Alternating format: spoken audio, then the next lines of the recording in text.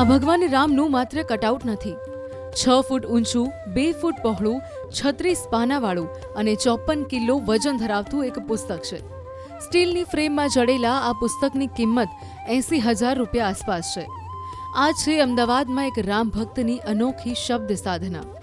અપૂર્વ શાહ નામના આ રામ ભક્તે રામ મંદિરના ઉદ્ઘાટન અને ભગવાન રામની મૂર્તિના અભિષેક કાર્યક્રમ માટે અનોખી ભેટ તૈયાર કરી છે.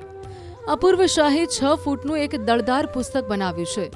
રામ એક આસ્થા કા મંદિર નામનું આ પુસ્તક લોકોમાં આકર્ષણનું કેન્દ્ર બન્યું છે. આ પુસ્તક 8 મહિનાની અથાગ મહેનત બાદ તૈયાર થયું છે. દૂરથી લાગે એક પોસ્ટર લાગે, નજીક આવ્યો ખ્યાલ આવ્યો કે આખું એક બુક છે. આ બુકનું ખાસિયત શું છે? આપને વિચારે કેમ આવ્યો કે આ પ્રકારની આ બુક છે, અને અમારા દર્શકોને પણ બતાવો કે આ બુક આખી તમે કઈ રીતે લખી છે. અત્યારે લોકો ફેસબુક, વોટ્સએપ ઉપર એટલા રચ્યા પચ્યા રહે છે કે પુસ્તક વાંચનનું લોકોને આદત છૂટી ગઈ છે. એટલે અમે લોકો પુસ્તક સુધી કેળવાય, કેવી રીતે કેળવાય એના માટે અમે એક પ્રયત્ન કર્યો કે કંઈક અલગ સ્વરૂપને અલગ આકાર હશે તો લોકો પુસ્તક ખરીદી અને વાંચવા માટે પ્રેરણા લેશે. એટલા માટે અમે એક કટઆઉટ લીધું હતું અને એ કટઆઉટના લીધે લોકો એક આકર્ષિત થાય અને એ બહાને ભગવાન શ્રી રામજીની પુસ્તક લે અને એ લોકો વાંચે. અને અમે આ લગભગ 8 મહિનાથી પ્રયત્ન કર્યો હતો કે કેવી રીતના એને લખીશું, એના પેપર પેસ્ટિંગ કેવી રીતના કરીશું. કારણ કે 6 ફૂટના પેપર છે તો કેવું નોર્મલ પેપર અમારે યુઝ કરવો હતો, આર્ટિફિશિયલ યુઝ નહોતું કરવું. નોર્મલ પેપર તમારે 6 ફૂટનો હોય તો લટકી જાય. એના કરતાં અમે પેસ્ટિંગ ડબલ કરી અને એટલી મજબૂત બનાવી છે. 36 પાનામાં કન્ટેન્ટ લખ્યો છે. 36 પાનાના આ પુસ્તકમાં અલગ અલગ પ્રકરણો આપવામાં આવ્યા છે.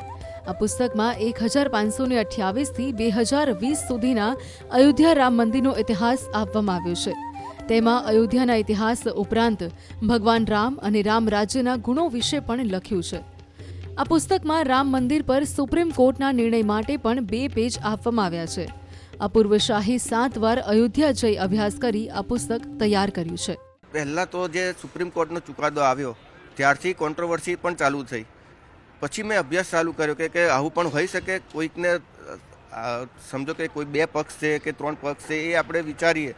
પછી હું અયોધ્યા ગયો, લગભગ હું 7 વાર અયોધ્યા ગયો અને ત્યાં લોકોને રૂબરૂ મળી અને મેં આખો અભ્યાસ કરી અને પછી લખવાનું શરૂ કર્યું. આજ આપ જોઈ શકો છો કે આ બુક મેઇન બુક છે. બુકનું પણ પહેલું પેજ રામનો ફોટો છે. રામ એક આસ્થા કા મંદિર, એટલે જે મંદિર બની રહ્યું છે, નિર્માણ થઈ રહ્યું છે, સમગ્ર હિન્દુ સમાજ માટે એક પોતાનું એક પ્રતીક છે તે બનવા જઈ રહ્યું છે. અપૂર્વભાઈ પહેલી વખત પ્રયાસ કર્યો છે પણ ખરો સારો પ્રયાસ કર્યો. અપૂર્વભાઈ, કઈ રીતના આખા પેજ છે, કઈ રીતનું લખાણ આપના તરફથી લખવામાં છે, અમારા દર્શકોને એ પણ બતાવો. આપ જોઈ શકો છો કેટલું સંકલન સરસ રીતે કર્યું છે, એના વર્ડ્સ કઈ રીતે યુઝ કરવા. મેં લખ્યું છે કે मैं मानता हूँ कि अयोध्या का स्थित भगवान श्री राम जी राम जन्मभूमि एवं भगवान श्री राम का इतिहास शब्दों में समेटना किसी के लिए भी बहुत कठिन है. लेकिन ये सब होता है ना, वो सब विद्वानों ने अपने ग्रंथों में लिखा है. इसके ऊपर से उसका विवरण किया गया है. 22 જાન્યુઆરીએ અયોધ્યામાં રામ મંદિરના ઉદ્ઘાટનને લઈને દેશભરમાં આસ્થાની લહેર જોવા મળી રહી છે. સમગ્ર ભારત આ દિવસોમાં રામમય સ્થિતિમાં છે. લોકોના ઘરે ઘરે જઈને આ કાર્યક્રમમાં ભાગ લેવા આહવાન કરવામાં આવી રહ્યું છે.